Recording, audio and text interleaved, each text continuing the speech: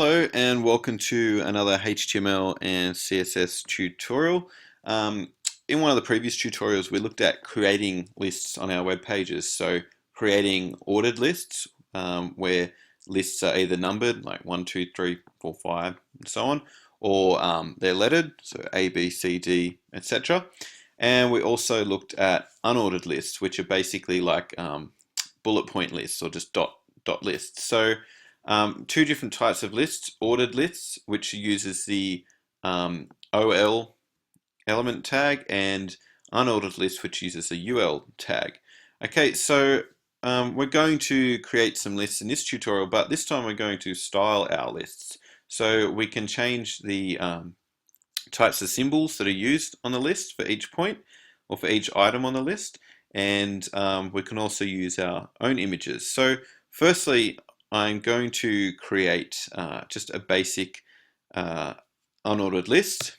So I'm going to use the UL tag, and for this list I'm just going to have types of dogs. So firstly I might make a heading for this list, and I'm going to put types of dogs as a heading, and then I'm going to add my unordered list using the UL tag. And then I'll add some list items. The first one will be pug. That's a pretty cool type of dog. I'll add another list item, bulldog. Whoops. And I'll add a few more. What have we got? Husky. They're pretty cool. Beagle.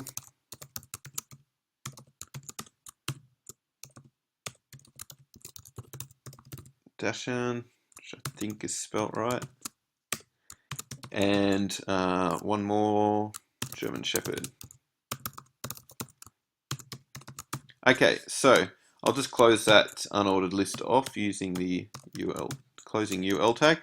Alright, there we go. So I've saved that. I have a heading here, types of dogs, and then I have my list here with all of the list items, so different types of dogs. So if I make sure that's saved and I right click and open that in the browser, there we go. There's a list of different types of dogs, but it's not very exciting. So what we can do is we can use CSS to style this list. So we can change these dots here, which are actually called disks, and we could make them squares or different other shapes.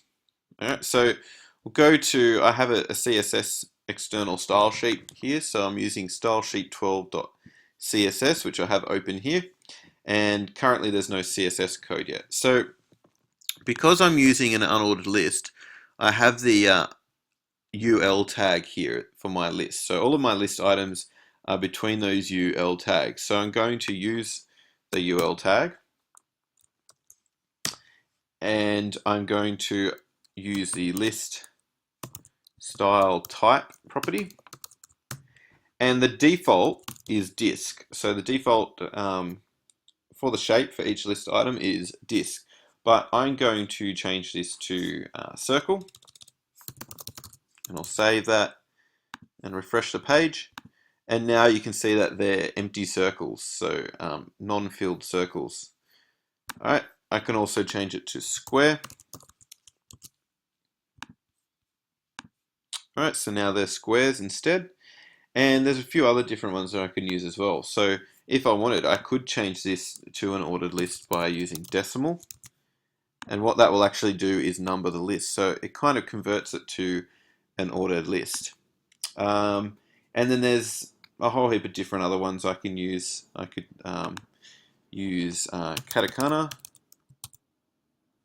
which I think I've pronounced right.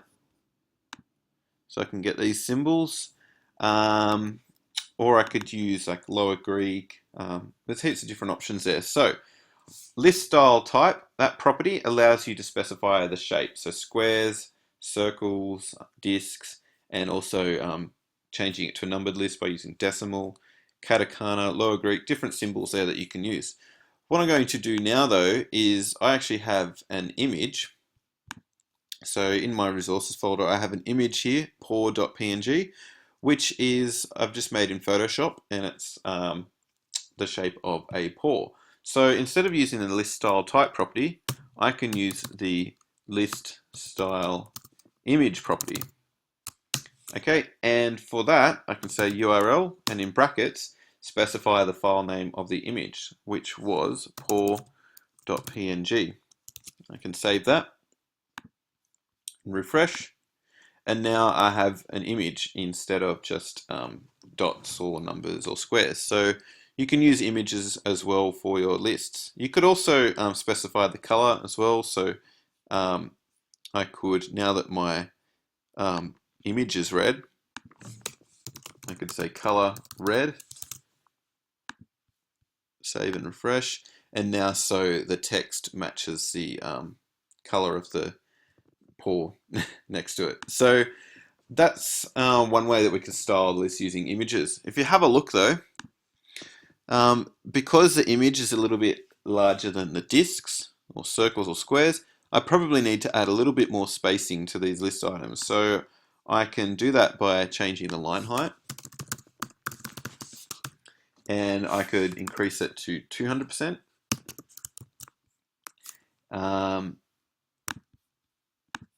And now they're spaced out a little bit more. So just like you can specify the color and line height of paragraphs, you can also do that for your lists. You can also change the list style position. So if I had text that was running over more than one line, then I could either, if you have a look here, you can see that there's a line here. So the text is spaced. It's not quite right next to the bullet point, so it's moved over a little bit and it's all sort of indented like that. So every time you start on a new line, you can either have it following directly underneath the text above, or you can have the text carrying under the image. So that doesn't make sense, which probably doesn't because I didn't explain that very well. I will copy and paste this text here, right, so that it goes over more than one line. Okay, now see how the text, the second line of text here is directly underneath the top line there of the text. What we can do is we can change the list style position. So at the moment, it's outside.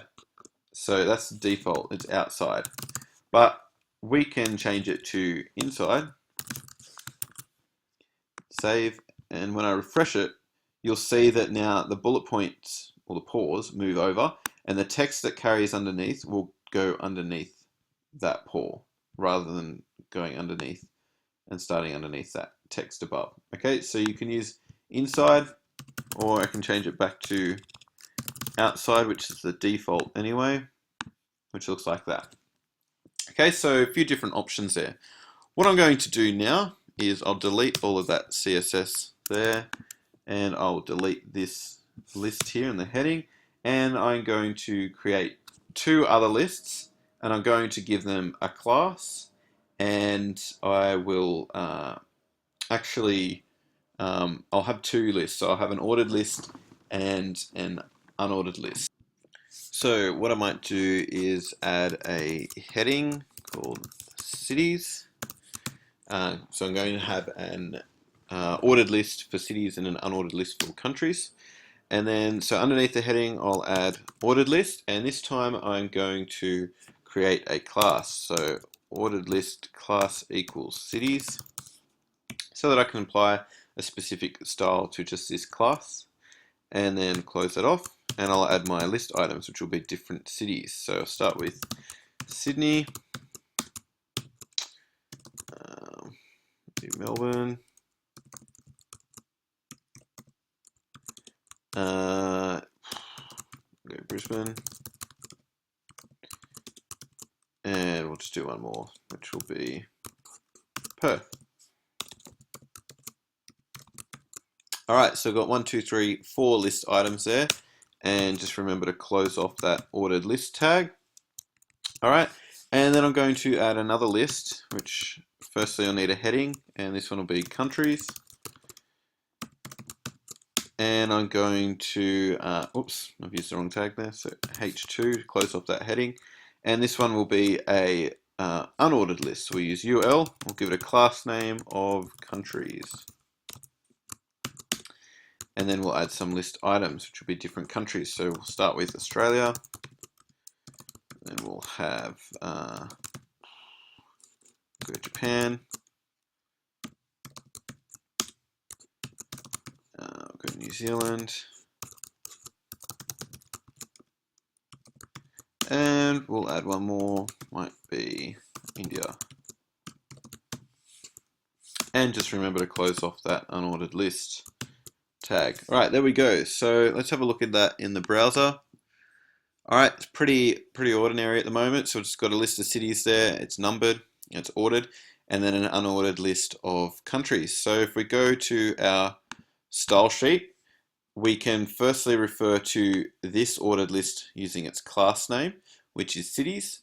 So we can say, firstly, it's an ordered list.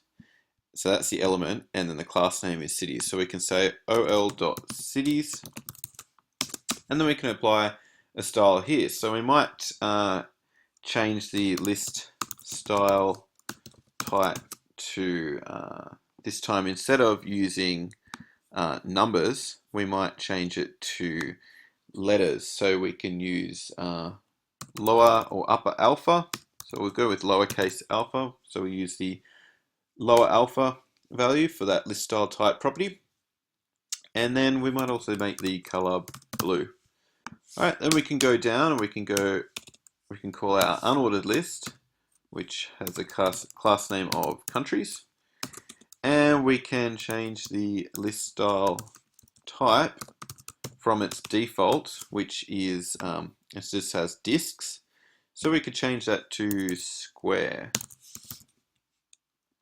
All right, so we'll make that squares instead, and we'll change the color to red.